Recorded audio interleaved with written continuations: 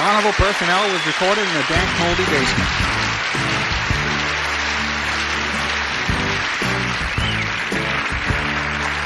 Joe and Jacques, it's Carnival Personnel.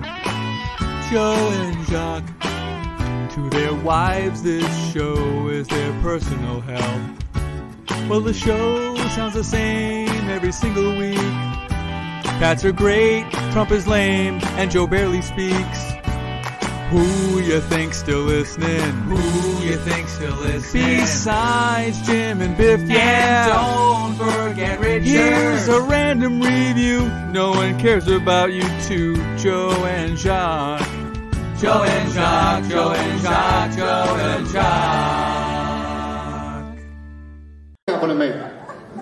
About 6 months ago, I pulled a muscle in my groin, thought it might be a hernia. Now, the first step in any injury, what do? You go to your primary care physician for an evaluation.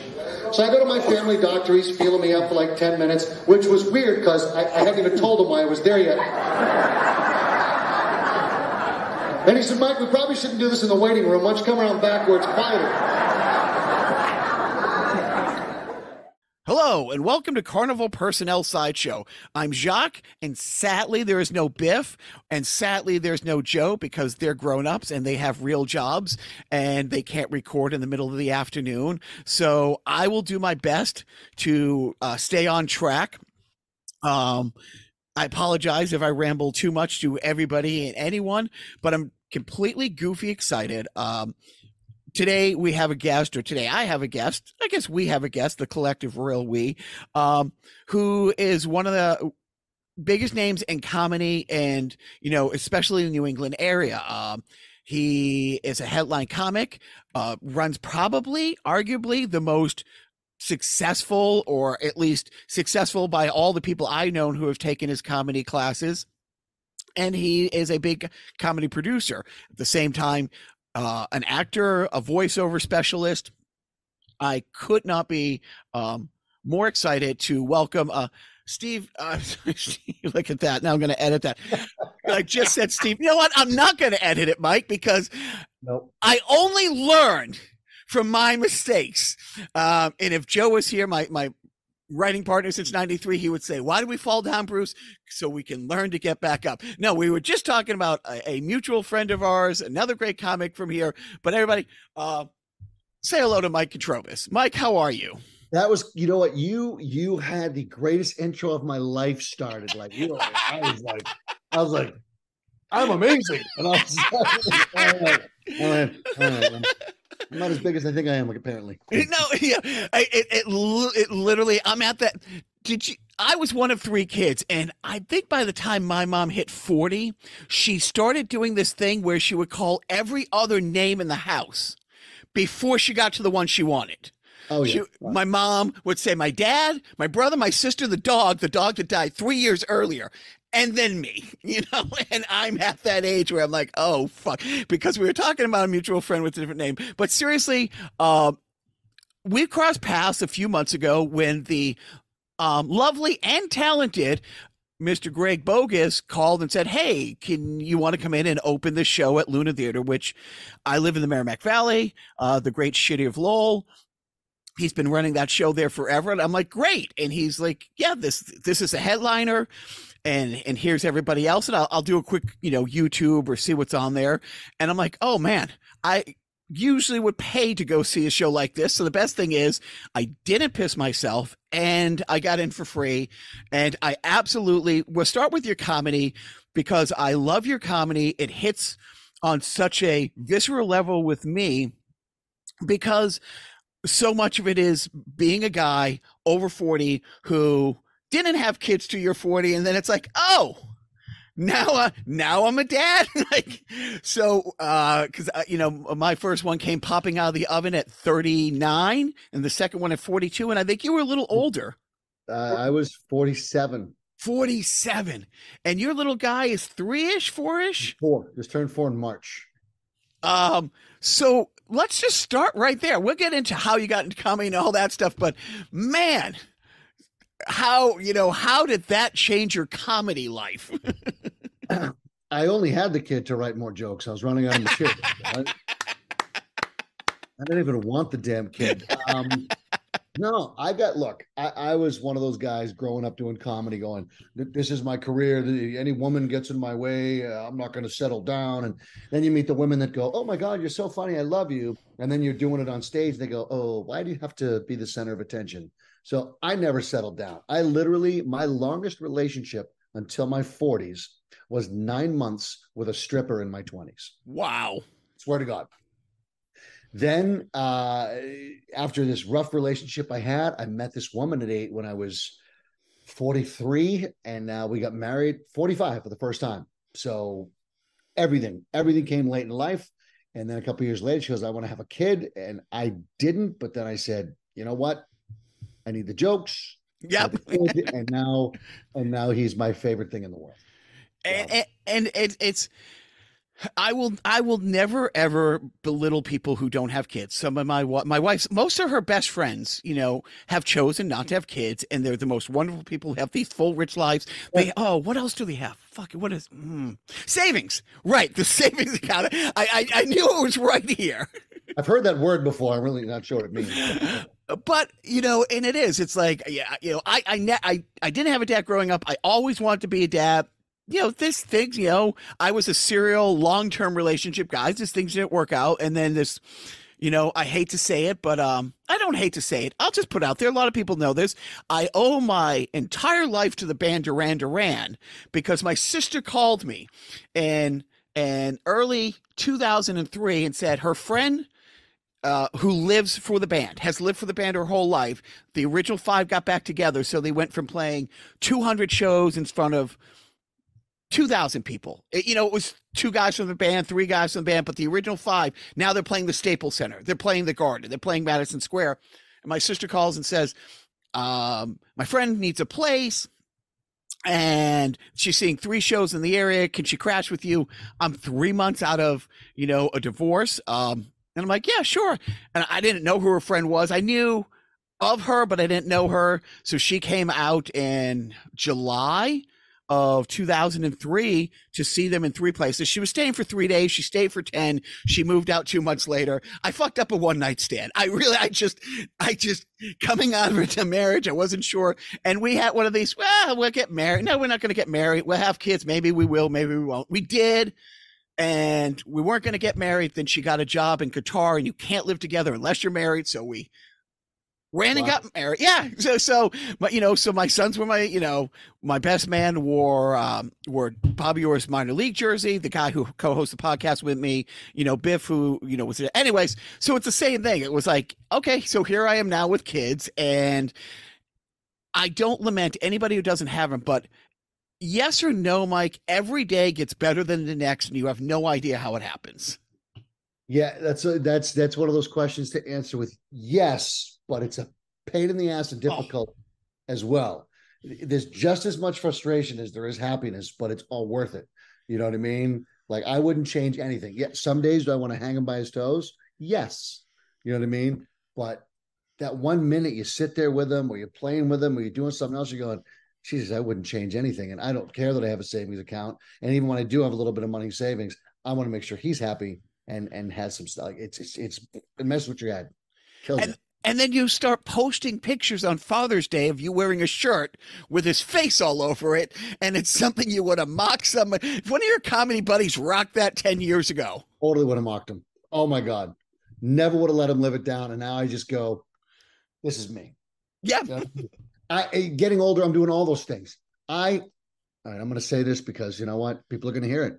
The other day, I went to the store. I was in a rush. I wore socks in my Crocs. Yeah, that's what I did at 52 years old. And I didn't give a shit, Jacques. I didn't give a shit. So. Well, your bit, and I won't give anything away, but I was dying. When they're smarter than you and they figure out the loophole, because we have 2, and the first one is amazing, and he's sweet, and he's gentle, and he's awesome, and then he has this brother who figured out the same loophole your son did during potty training. And when they do, you have these moments that they're infuriating. At the same time, you have to look away because you're dying laughing. Oh my God. Every day. And it only gets better. And it's great. I mean, so let's talk about like your comedy. What was your, because I only know your comedy post your son. Was your comedy pre your son about living with a stripper in your 20s for 9 months? So I even tell this on stage now. As I enter one of my bits about relationships, I go, if you guys knew me 10 years ago and saw my routine, I hated women. I was angry guy that said every woman is the reason men are miserable. That was my whole routine. So all the stuff, some of the stuff I still do now was done in a different context. It was done from the point of, I'm sick of this. Now it's at the point of, I'm married to the right woman. And I go, oh my God, we're the idiots. Oh. So now I've changed it to, because of the child, because of the wife, I realized that none of you did anything wrong. I'm the idiot.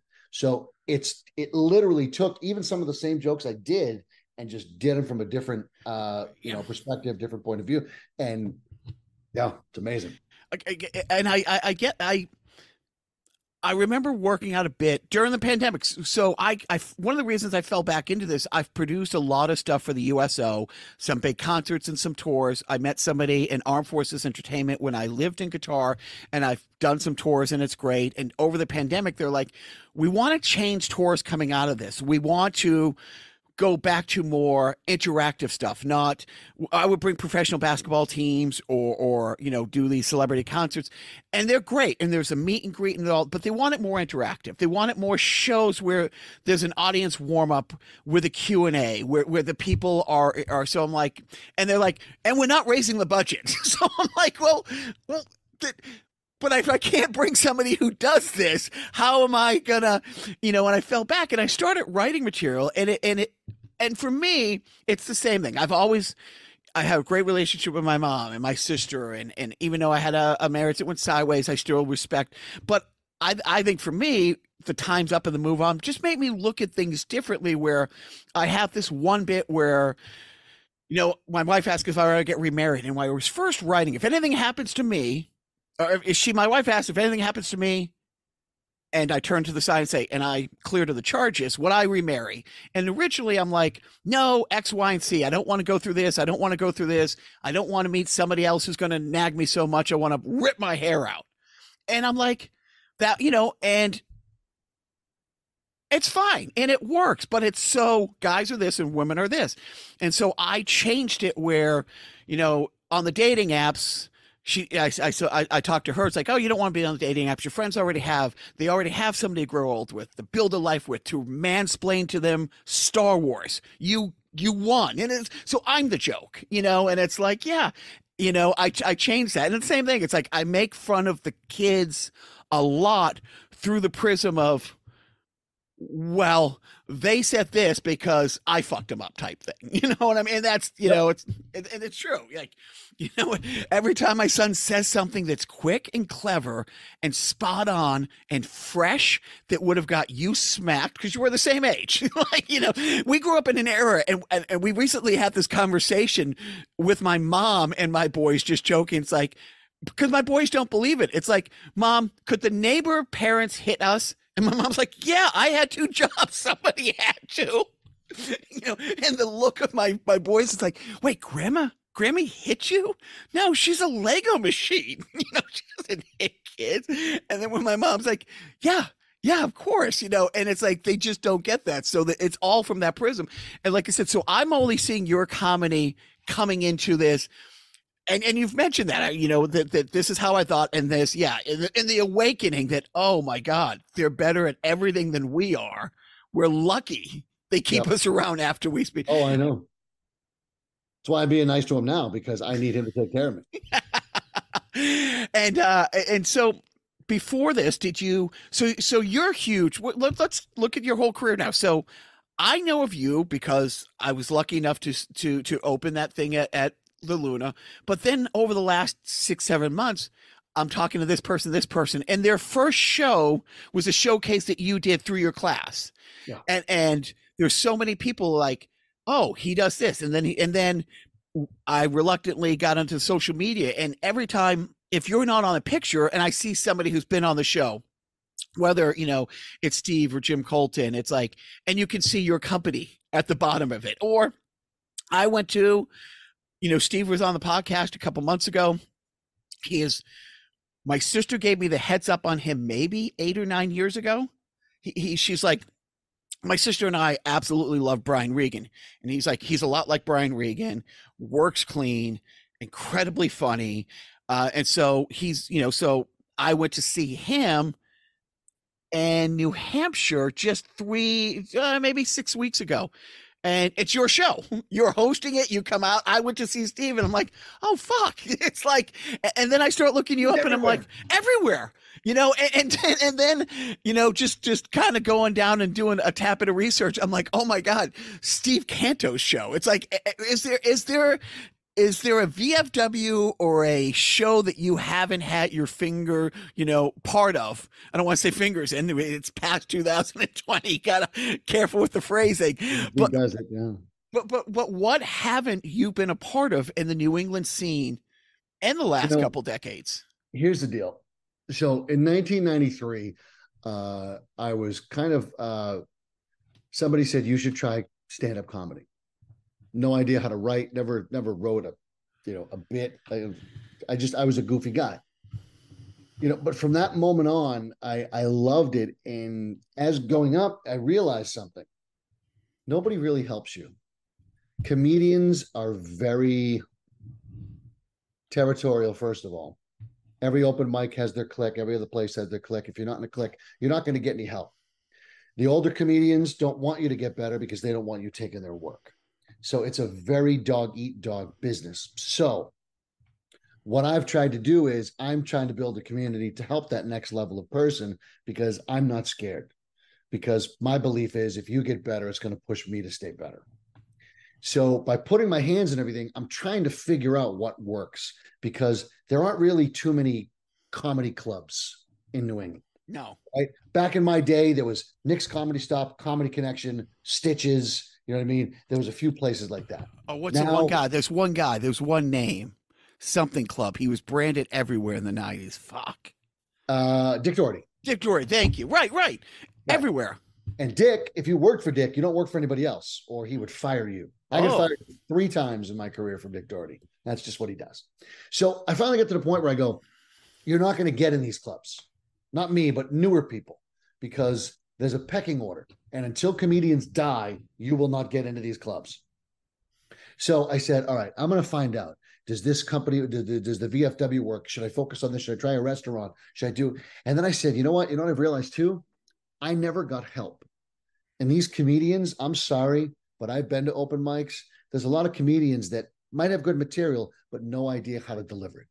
So if I teach a class and I help people, look, I'm not going to teach you how to be a comedian, but I'm going to teach you the right way to become a comedian. I'm going to give you all the tools you need to write properly, because there are so many open micers out there that if they, for one, just would take a class and learn what they're doing wrong, they wouldn't be at open mics for 7 years without getting a paid gig. People don't do it. So I teach the class, and then once the class is done, if you continue, I don't leave you. Jen Howell's one of my dear friends now. Have you heard of Jimmy Cash? Yeah. Student. Oh, man. I still call him all the time to support him. He's now headlining all over the place. You know what I mean? He's going to be at Atlantic City. He's going to Vegas. He's killing it. And I never stopped answering the phone from these people, which I never had. So that's why you see my hand in everything, because I'm trying to figure out what's the best way to do it. So there isn't 700 open mics at places that shouldn't have open mics, that can put on proper shows. Because I'm going to tell you this, and I tell my students this, you're not going to know if you're getting better at an open mic night. Right. Telling jokes to 3 customers and 47 other comedians isn't going to let you know if it's good. What those are for is to practice your cadence, practice your delivery, and just work it out in your head. Don't expect laughter. Don't think it's bombing just practice. Then find a guest spot on a legit show. That's how you're going to find out if that stuff works. Those are the shows I'm trying to put on. I put on big shows too. I got theaters. I got all kinds of stuff. But the Milliard Brewery in Nashville, which you've been to, these little places are the ones where I go, I'm going to give a new guy a guest spot. I've seen him enough. I want to see if he can handle a real spot. That's why my hand is in everything, because I'm trying to figure it out. No, and it's so again, you and I are the same age group, a year or two apart, one way or the other. And there's nothing I take more pride in, than how I am with my boys, but they're now at the age where I ran a company in Los Angeles from 2004 to 2006, sold it when my wife got pregnant because I'm like, I'm working out of the house. I'm not missing a thing. I'm not missing a thing. Right. But there are people I haven't worked with for 15 years who I get the phone call, hey, I'm getting married to another girl who I had like 30 people work for me. I've been the best man in 3 or 4 weddings of people I haven't worked for. You know, I'm actually meeting with the town controller of Lowell tomorrow, hoping to help bring them a new Lowell Spinners here. And I have a kid who I ran an arena football team like 5-6 years ago, and 4 or 5 people who work for me who are now in different professional MBA around who I can call because how you treat people coming up. And it's the oldest cliche. You're old enough now with where every cliche your grandfather told you, your grandmother, you're like, God damn it, they were right about everything. Everything.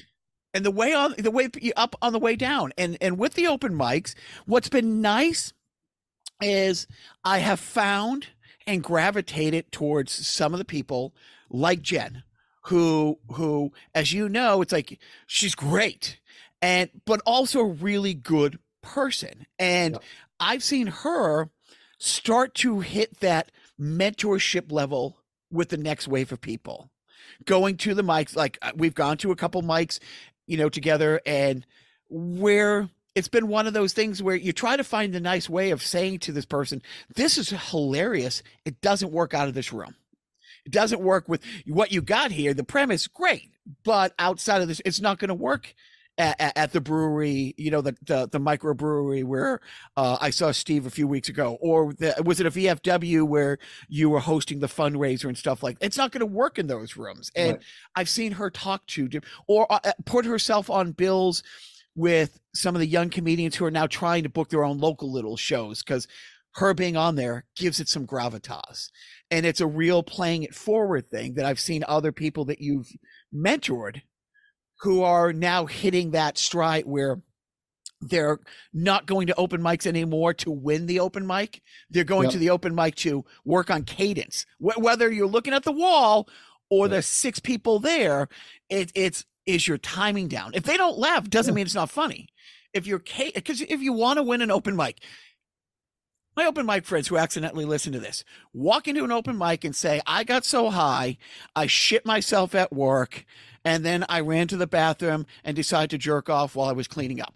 You're going to kill your open mic. That is going to be awesome. You're going to get the biggest laugh. Yep. Then you're going to call Mike and say, hey, I see a VFW show and the median age is going to be 40 and it's going to be 60, 65 moms to the dads. Can I come and do that joke there? But the people you can tell who've had the training, who've had the classes, who are putting in the hours, who are only going to the open mics like a Major League Baseball player gets to the park an hour early to hit off the tee, just to work on your mechanics. Here's the thing with Jen is Jen did one of the things I try to tell everybody to do. She listens. From the moment she started, whenever I would say throughout the class period, the 5-class period, I would say, hey, if anyone wants a little extra Zoom time, here are the hours. She would take one.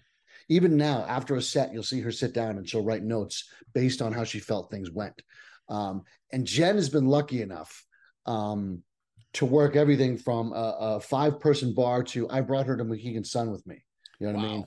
She's opened for me at comics and things like that. So she's seen every level of it. And she's learned that for each room, for each type of room, you have to make an adjustment. And if you don't make an adjustment, it's not going to go well. And that's why she's becoming a good mentor, because she listens to what I say, to what Steve Bjork says, to what anyone she talks to that gives her advice. She takes it and she goes, all right, I'm going to apply that. She sat down with Steve Sweeney. Now, again, all advice might not be perfect, but if you take it and take the pieces you need out of it, and that's what she's doing, and that's why she's getting better. And it doesn't matter what walk of life you're in, because you're not too old to learn. The stuff I'm learning from, and I joke about it, some of these people that I'm doing open mics are younger. They could be my kid. And it's not an exaggeration. but they'll say something or they'll understand something a different way than I would, and it actually really helps with you can't be too old, I've had a great phone call the other day. I saw Jim McHugh. He wants to redo a podcast, and we're talking about it, and it's like, and just having conversations where he's trying to learn a different thing that somebody might know a little more, and how, and it's just great. We'll circle back to Jen one more time. I did an open mic with her a couple months ago. I walked to the car, and I'm texting the wife, and then I look up, and out of the corner of my eye, I see her skateboarding down the street, and I'm like, holy fuck, is she the coolest? Like, just the absolute, unobnoxiously cool person. This is just who she is. And I did a bit at that mic where I talk about the language barrier from my Korean mother-in-law while we were taking care of her. And she and I talked about it afterwards, because she's like, oh, I'm mixed race and I've had this. And she actually workshopped a joke with me.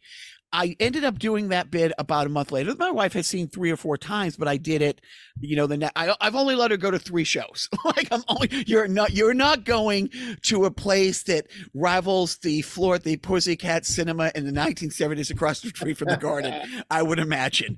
And I said that, and she's like, that's a new take on that. I'm like, yeah. She did it.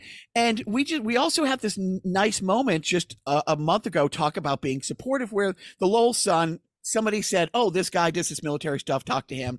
They want to do an article. I said, no, I'll let me do this. There's all these great people. There's these voices in Lowell, different things. Let me put together a panel. And Jen was one of them. And I pulled her in, and we had the greatest talk with the woman from the Sun about, like, just the specialness of the city of Lowell and how, but anyways, but she's one of those persons, and she talks about you. And like I said, there's been other people who like, Sean,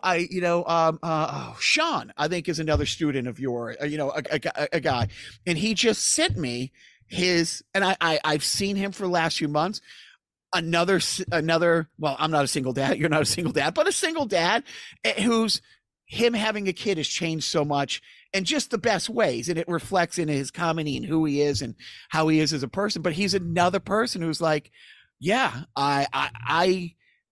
he feels very confident about where he is, how long he's been doing it, because of the tutelage he's gotten from you and putting him in a real showcase that really forces you to practice in a different way than a mic does. Yeah. Yeah. So are you a comedian? Are you a producer, or are you a teacher? Where do you rank those? You really want to open that Pandora's box? I am a self-employed entertainer. Okay. Who does other work. I'm also in film production. Yep. Whether it's, last night, so I work for the IBEW, you know what I mean? So I work anything from Red Sox to Patriots games to Boston Pops things, so that's another side job I do. So I don't know if you can give me a title, but comedian booker, I guess, is where I focus most of my energy. But again, I also DJ weddings, and I do, I ring announce MMA.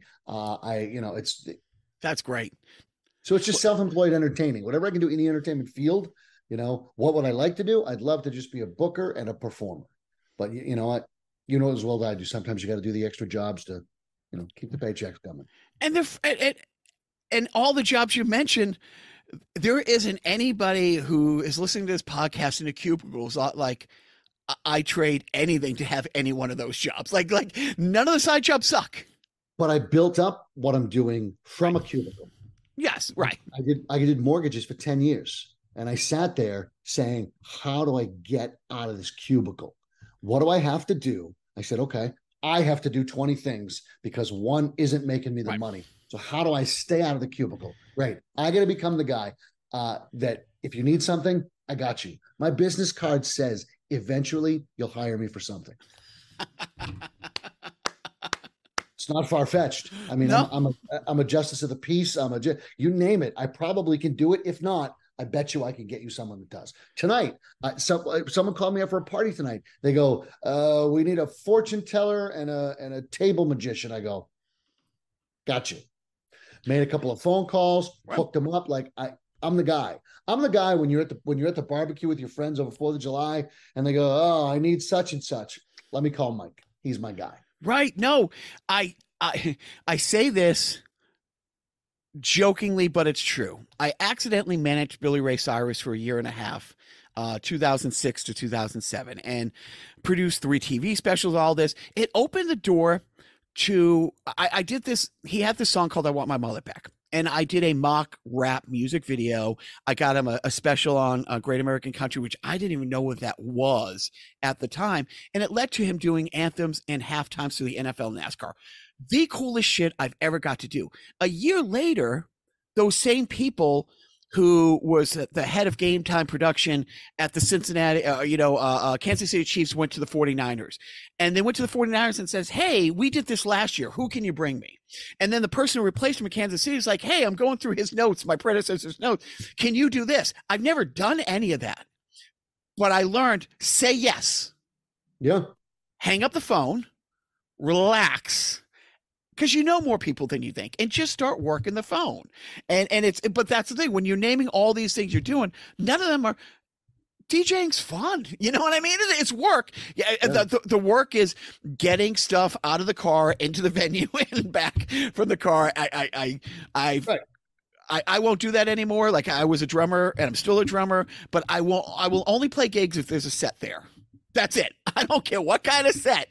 I will bring my sticks, but I will not carry a bass drum from my car ever. But everything that you mentioned, and again, people don't understand how much it ties in. A DJ, who are the best wedding DJs? The funny guys, the ones who do crowd work. Because the technical work, a chimp can do it now because it's all on a laptop. You know what I mean? Everything's got a self fader. You don't have to be a good DJ to do a wedding because you're not mixing beats. You're just playing popular music.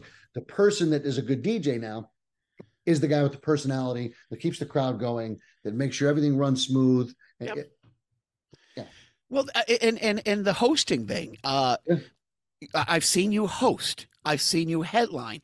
It's a completely, it's like if you go to the gym and you power lift every day, and then you say, I'm going to go on this mountain ride bike. It's completely different muscles. Hey, I'm in good shape doing this.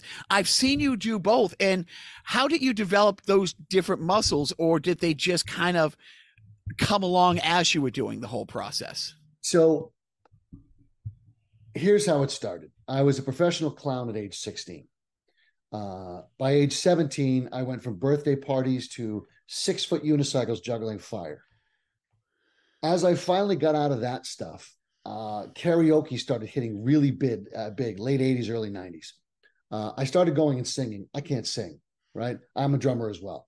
But I started singing, but I made it funny. I made it a performance, so you didn't care what I was singing. You laughed at what I was doing.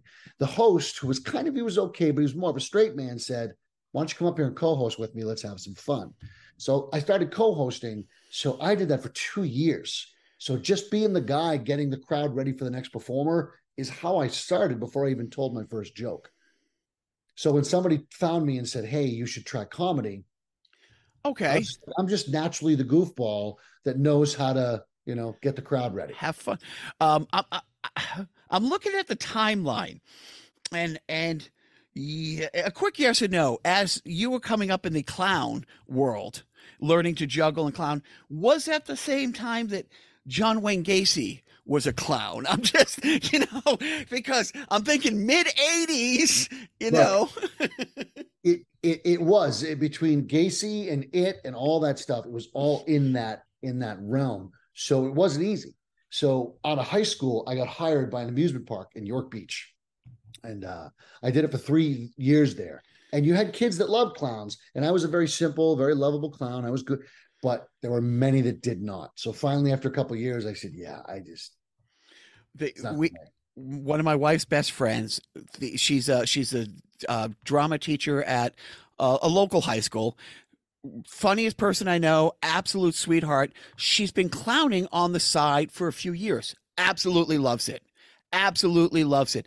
She, a couple years ago, maybe it was 3 or 4 years ago, she forgot she was still in her clowning outfit as she hit a Dunkin' Donuts on her way home from a gig at 1 a.m. and her poor iced coffee. And let's thank Batman that it was iced coffee that the person didn't mean to throw at her. But it's right around when it came out. Like she is pulling around, and the poor girl's like, ah, and throws the iced coffee. And she's like, what? Oh yeah, I get it. I get it now. I completely get it. Well, that I've talked to a lot of comedians who were the funny guy at the office with this, but you've come through like the Steve Martin school or the Robin Williams school. Most people don't know he was. The comedians all through the 80s and 90s, I think the favorite target of comedians was mimes, and then you find out the greatest of all time is a professionally trained, went to France mime. You know what I mean? My reason for stand-up comedy, Robin Williams and Howie Mandel. That's fantastic. Yeah. That's because I usually ask that. It's like, who did you see who you either said, I want to be that guy, or I think I can be that guy? It was the energy and physicality of those two guys, because that's what I knew. My jokes, even to this day, aren't the most cleverly written jokes, but like them, I'm a performer. You know what I mean? Right. So I can take a joke and make it funny because of the way I deliver it. With them, again, some of their stuff wasn't that funny, but even when Howie's picking on the audience, like he would just make fun of, hi, my name is Bob. Bob, bet you spell it backwards. Not clever, but the way he delivered it, you're like, oh my God, that's the funniest thing ever. The funny, it's got to be a top 10 funny moment. I remember watching a stand-up. Howie Mandel had a special. Showtime, it's HBO, it's in a round. It's in a theater that slowly rotated. Oh my God. Oh my God. Two of the dumbest, yes. Yes. The piece of lint on a fucking stereo. Yes. And when the poor woman went to the bathroom and he has everybody move their seat. And for 10 minutes, it's a 2,000 seat place. Yeah. Everybody was in the joke. It was phenomenal. Brilliant. And some of my favorite comedians, I saw a comedian, a stand-up guy. He's that next rung up now. The guy named Lloyd Sharp. He told a joke a few weeks ago, in which the premise was great, and he doesn't say anything for 2 minutes because somebody had said something so egregious to him in the bit, and you can see it was so Bob Newhart. It was so Jack Benny, where it was all just the body motion, and you can see he wants to reply to the person, but as they're about to say something, they're like, no. One of the greatest moments in comedy history, your money or your life. Silence for a minute. I say your money or your life. I'm thinking about it. Yep. I'm thinking about it. 3 words with a minute pause.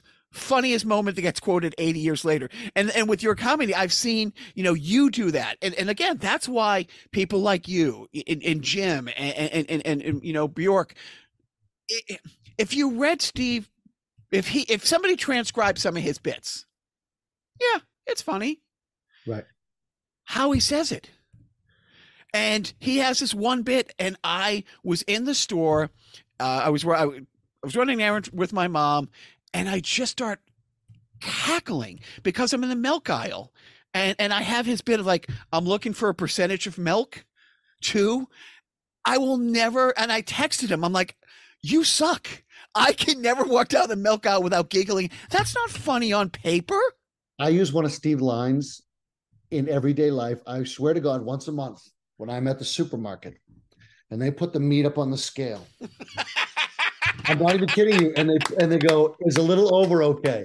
I literally look and I go, do I look like I would say no to extra food? I say it every time. And I tell him that. I tell him it all the time. And it's one of those things. On paper, that is funny. Right. How he delivers it. Hilarious. Because I saw him at a room recently. The host wasn't there yet. And the first guy was okay. The second guy kind of took a little bit of the oxygen out of the room. Steve went up there. I start my watch. 6, 7.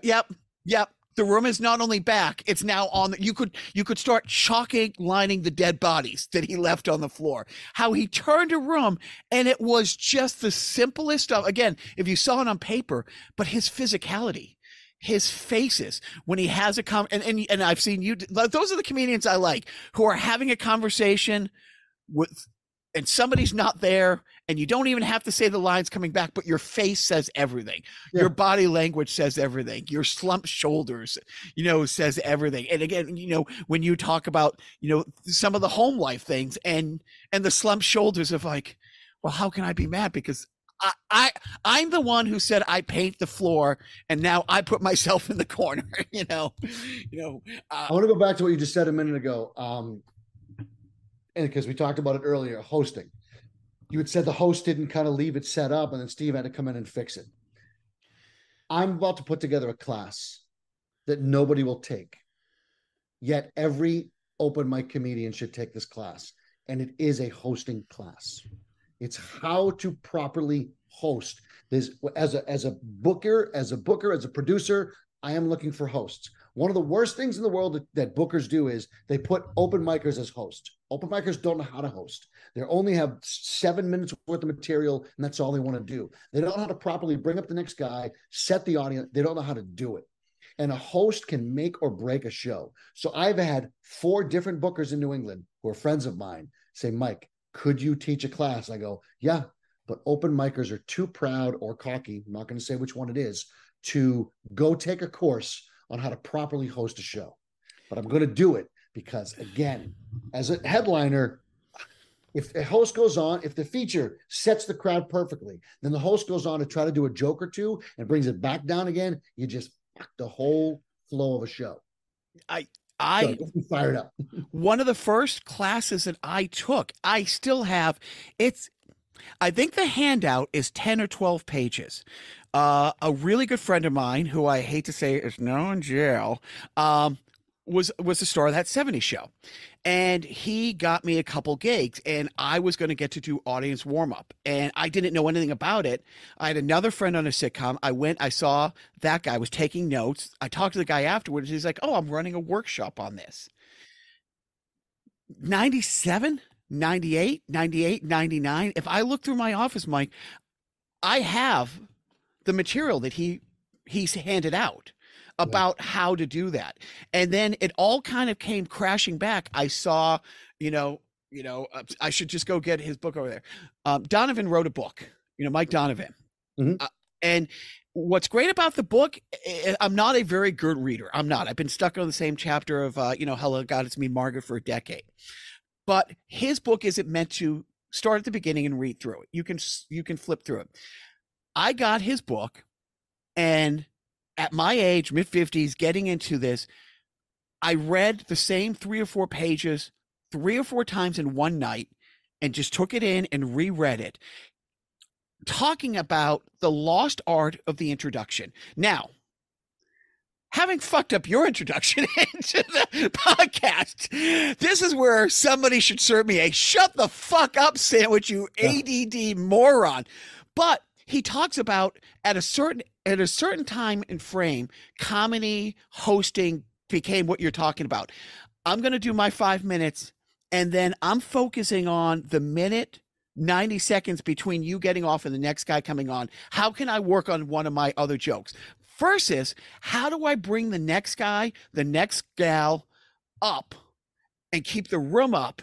And so when they hit the stage, the energy didn't go down. Because and he talks about, like, through the 70s and 80s, 75% of the time he was getting great introductions. In the 90s and the 2000s, it's gone down incrementally.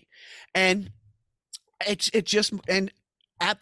got that about 2 months ago. At the time I started to get asked to host things, I politely turned things down because I didn't want to. I started practicing hosting as much as I started my material. I would cut out time. Okay, this is my VFW room. This is my college room. If I'm going to do these things, I in my head, I break, but I carved out time. Somebody didn't show up at an open mic in Lawrence about a month ago and called me and said, hey, and there's like 7 people there, 8 people. It's at a cable station. It's a great mic because there's no bar. There's no restaurant. It's just comics coming to do comedy. So there's no asshole talking at the back of it. I got to introduce Jimmy Tingle. And after the show, he says, that's the best introduction I've had in 10 years. And I don't remember how my set went. I remember that. Like, I don't think I've taken more pride in something than that. And like I said, when I saw that show and Steve turned around, you having a hosting class, I will put the word out, because there's a couple kids who are hosting who are doing okay, that if somebody who knows what the fuck they're doing takes a little time and they're willing to put in a little bit of the work, if you're willing to put in 20% of the work you're doing on your material to be funny as you do hosting, I think you can bring that lost art back. Here's what people don't get. Here's what new comedians don't get. In a 4-comedian show, host, open, feature, headliner. Okay. Here is your job. And if you learn your job, the show will run better. Your opener. Your job isn't to kill the room. Your job is to break the ice. That's it. Sorry to tell you, you're not that important. You're just there to get things started. Feature. Your act is to warm up the crowd and set the pace and get everybody ready. Headliner brings it home. The host, your job is to make sure it all ties together and flows properly, professionally, and in a timely manner. Again, your jokes, Mr. Host, don't matter. Right. They really don't. They're the least important part of your job. I'm incredibly lucky. I still go to LA 2 or 3 times a year. I'm friends with 2 very, very big, successful people, Dante the comic, and he's coming on the podcast in a week, and Sally Mullins, who she shot a comedy skit for our TV show. We got a little money from Playboy TV to do a promo for them. It's my comedy writing partner, he had kids about 8 years before me, and when his oldest kid was about 8, he called and says, hey, we have to pull all the shit off YouTube because his kid was old enough to get to it. But Sally, 30-year touring comic, she has a great special on Amazon Prime, but she's still a fetish porn actress. She's the best host I've ever seen, because she hosts this thing called D's Nuts. I know it's low hanging fruit. But North Hollywood, it's a monthly show, and how she goes from comic to comic, keeping that polite energy from your friends over the top, clapping for you and the rest of the room before the next person gets, working a little bit about what your material was getting off and bringing that next person. The timing of, it's going to take a minute for this guy to sit down and this girl to get up here. For the first 30 seconds, I'm working on that guy's material, feeding off that and keeping that laugh going for him. And then as this person is making their way to the stage, now you're building up this person with keeping the energy there. You're not supposed to kill it. And it's funny, the military stuff that I get to do, we've done a lot the last couple of years. I enjoy it. And now I'm shouldn't be. This is a midlife crisis. My wife is very aware of this. I'm not a car guy, and I'm not a have an affair guy, only because I can't get the name straight of a guest coming on the show. How the fuck am I gonna keep an affair straight? I do it. I am not loyal or faithful. I'm smart enough to know how dumb I am, and I don't think I get the first date under my belt. Right. But I realize it's like, at the best case scenario, my wife's like, what are you doing in this? Because I'm putting more time into it. And I'm like, you know what? Here's the honesty.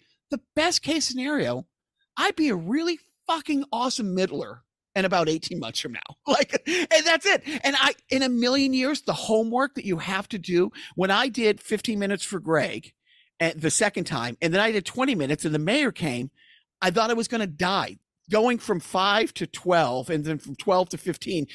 Wow. But the 15 to 20 was the biggest jump. And I don't want to do more than that. I don't want to do more than that. I have very small hands, so if I'm going to put crib sheets on my hands. There's a lot of pressure. The more you do, there's a lot of pressure. And it's funny because about 10 years ago, my guitarist and I, if we play Ralph's in Worcester, even now we can fill the room. But we rather be in our car when the last note is hit for the headliner, who's a friend of ours. So we started having bands we like. Hey, you bring the drum kit, I'm going to use your drums and you guys get to headline for us. I don't want to be, that extra hour. I'm home and it's great. But the same thing with middling. If you know where your lane is and you know what your floor is and you know what your ceiling is, I'm not clawing my way to the middle. I'm very comfortable having fun because this isn't like my kids, do a little music lesson and it's one lesson a week, practice once or twice. They're not my meal ticket out of this hellhole. Right. I want them to, if they're at a wedding or a bar mitzvah in like 10 years from now and there's a piano there and you're single, you will fucking clean up with the bridesmaids if you can play this. And they're good enough where they can play this or that. They're not going, they don't love it. They don't have a passion, but, and now they're at the age where it's like, you know what? Yeah, you're 15. You don't have to do this anymore. But it's the same thing. It's like, this isn't my meal ticket out of here. If I kill it tomorrow, it's like, it's not going to change my life. I know, like when I talk to Jim Colton and he does these monthly cruise things. I don't know if you, and Jim McHugh does cruises. It's like, yeah, maybe, but my kid's hitting high school now. He's in theater. He's in that. I don't want to be on a cruise if he's in a play the next couple years, my little guy fell down the sucker. Your guy's about to start sports, and those, and let's pray he doesn't play hockey because that's a full-time commitment. It would be, but you won't miss a 5:30 practice. You know what I mean? And as a dad, you don't. So I'm like, yeah, I'm happy doing this. I'm going out to LA in a couple weeks for a different project that I'm really excited about. Sally put me up at a few places. She runs the belly room at the Comedy Store. And she's like, I can put you up on whatever the 28th, 29th of August is. And it didn't kill me to say, I got to be back because my wife goes to work. She works in Chicago. My wife will be out of town. I have to be back with the little guy. I'm going out for 2 weeks. I'm doing 3 showcases. I'm very happy, very excited. Would I like to do to the Comedy Store? Of course. But I got to be back because that's his first week of school. And it's not like, damn it, why did I have kids? It's like, no, I can't miss this. Right. Planes still go back and forth. So now that you have a 4-year-old, have you had to come off the road? Do you do less out of the New England gigs? Or is it the balancing act? It's like, I'm going to be gone for a week. This is his book's first year wherever he goes to school. Now, COVID kind of took me off the road. He was 1 right when COVID started, and I hadn't done much in his first year anyways. And then I just said, you know what? I'm going to make a living here because I am one of 4 billion middle-aged white comedians out there. So traveling to try to make a living doing this is just very difficult.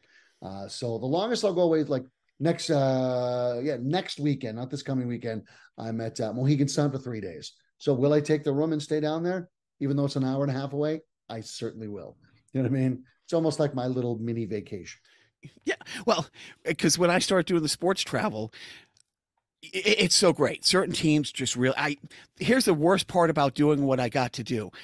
I hate the Colts. I hate the Miami Dolphins. 2 of the best teams I've ever worked for. Just the sweetest people. They put you up at the nicest places. And it's like, you're taking my hate away. But there's nothing I like better to do than to fly out, say goodbye, get to the hotel, check in, go to the bathroom without somebody pounding on the door. The NFL has guidelines. You have to be in the city where the game's played the night before. That's an NFL rule. You can't miss a flight. You can't have a weather delay. If you're going to do the anthem or halftime show, you're in the town the night before. And I'm going to fly out Monday morning. It's a 1:00 game or 12:00 game if it's Indianapolis. And by halftime, I'm changing my flight. I love to get away. I loved so much to have. But by the end of the first 24 hours, it's like, well, how can I get back to these little fuckers? Because it's a nice room. Everything's free. I'm in a luxury box. And all I can think about is getting home, going to the bathroom, and being happy he's pounding on the door because I know. Double-edged sword, man. Right. So no, it's funny. And this is what I really respect when I talk to comics.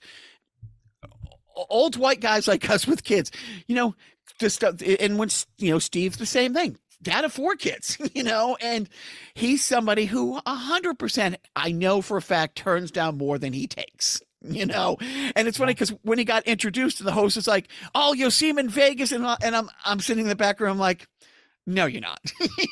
The other stupid thing hosts do, they make up credits. Knock it off.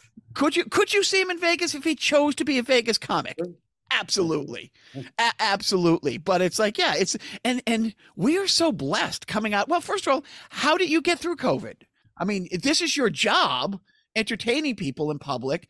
Was that just the dark ages, or were you able to my wife's paycheck? Okay. I did other things. I delivered for Uber Eats. I delivered a bunch of stuff where we didn't have to really deal with people directly, just food. Right. So I did a lot of side jobs. Got unemployment, you know what I mean? Then I did a little side stuff to stay ahead of the game. But I'm blessed. Like you, our wives get jobs, Yeah. We found out, and I hate to say this, the two things I hate about my comedy is I've been writing comedy with my best friend who usually does the podcast with me since like 94. I'll do a 20-minute set. The 5 best jokes were written by him. Or like the new thing that I get a really good laugh. I don't want to brag. We're a 2-income family. My wife has 2 jobs, and it's true.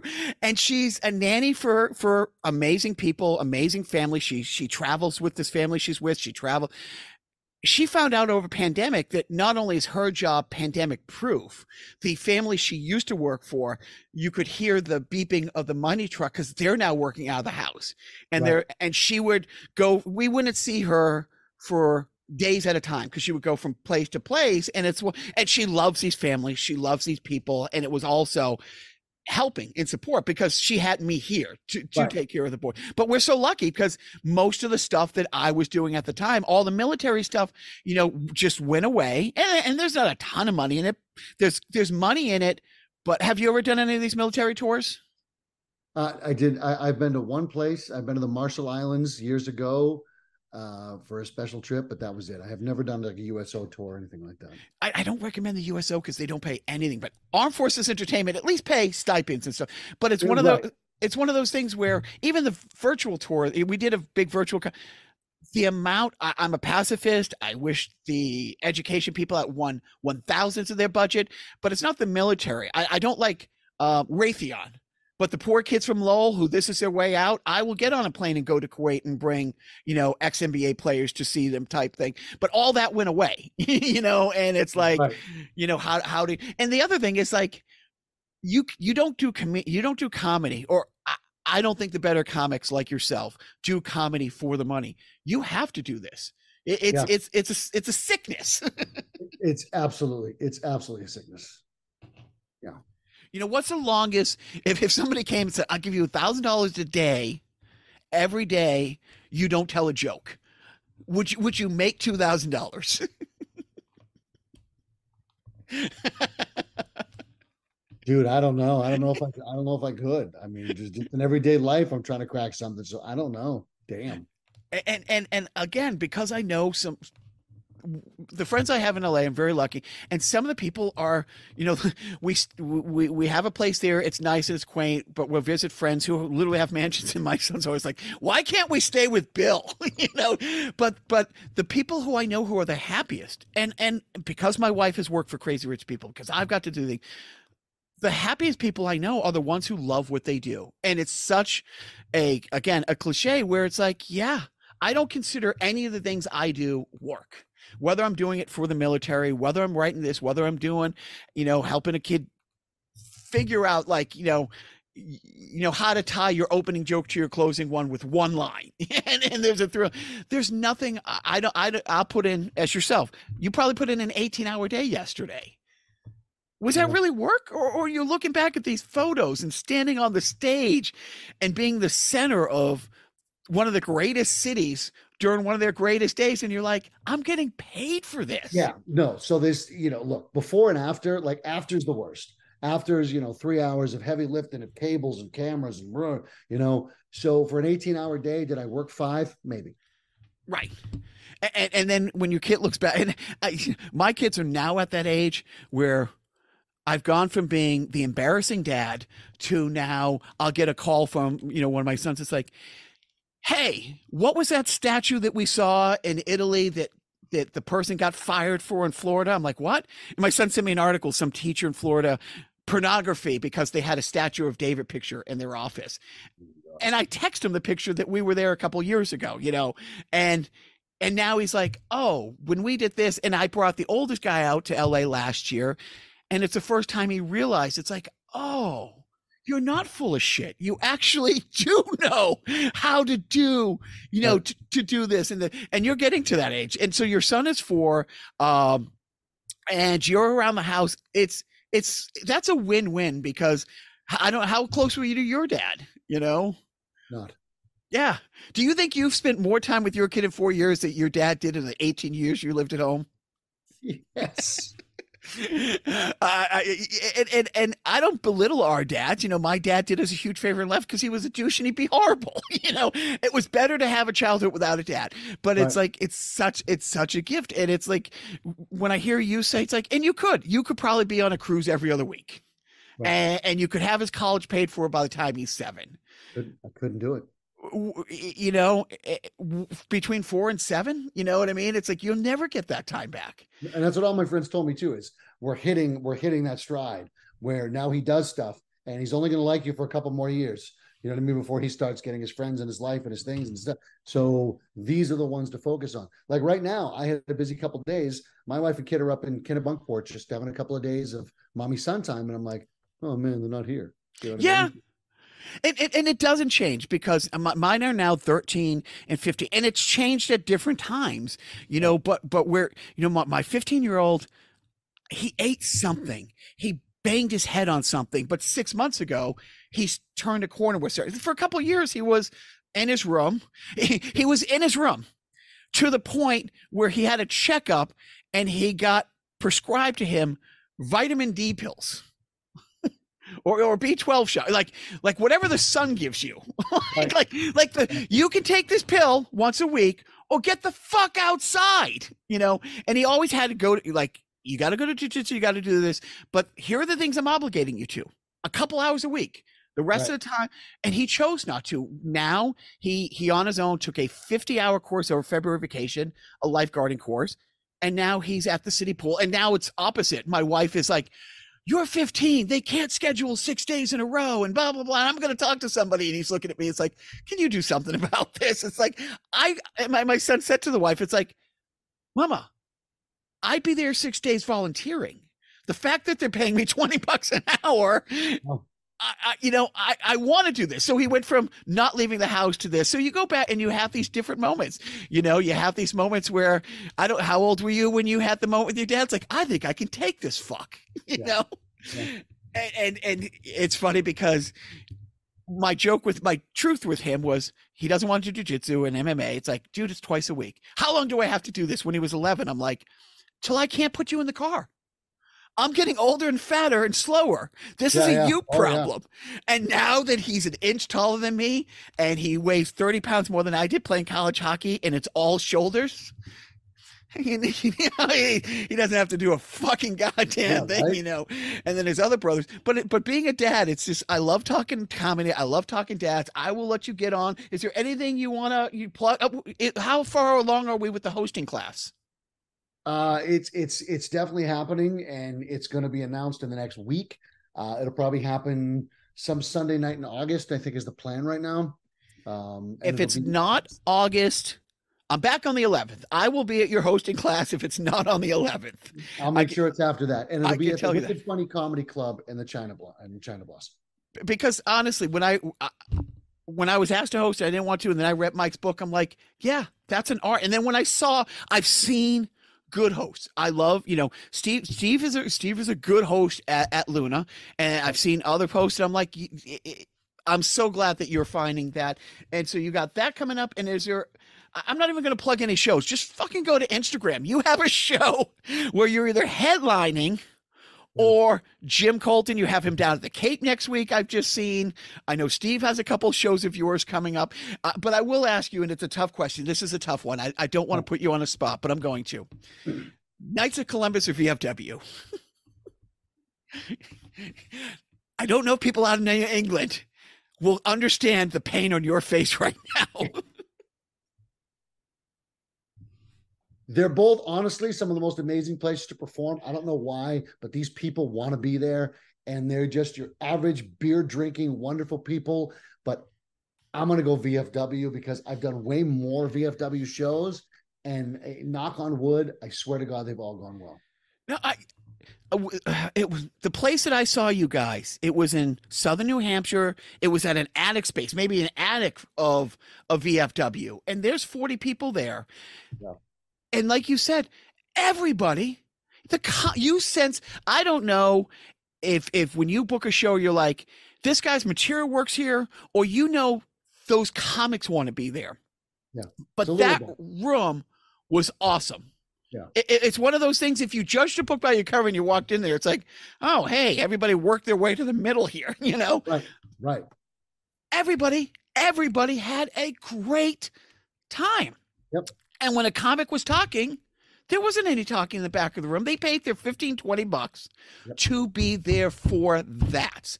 And it's is it white trash? 100%. And am I white trash? Like, that's one of the new bits I'm trying to work out. I can't make it work, but I talk about, my son, cleaning my son's pants, and he had a condom and he's 12, and the roller coaster of emotion. It's like, why does he have this? He's listening. That's great. And then you turn it over and it was a Magnum. And I'm like, my family is from Ireland, Scotland, Wales, the same island. His mom's made in Korea. Nobody in our family history needs this. So it's like, we embrace our white trash. My wife is a proud, what does she call herself? A Twinkie, because she could not be more. You see her dance? Oh, yeah. Yeah, one of her parents was from Boston. One of her parents was definitely from Boston. Mike, I'm going to let you go. I'm going to post all your socials. I cannot thank you enough. I am definitely going to be at your hosting class. And may the force be with you. Thanks, buddy. Thanks for taking the time.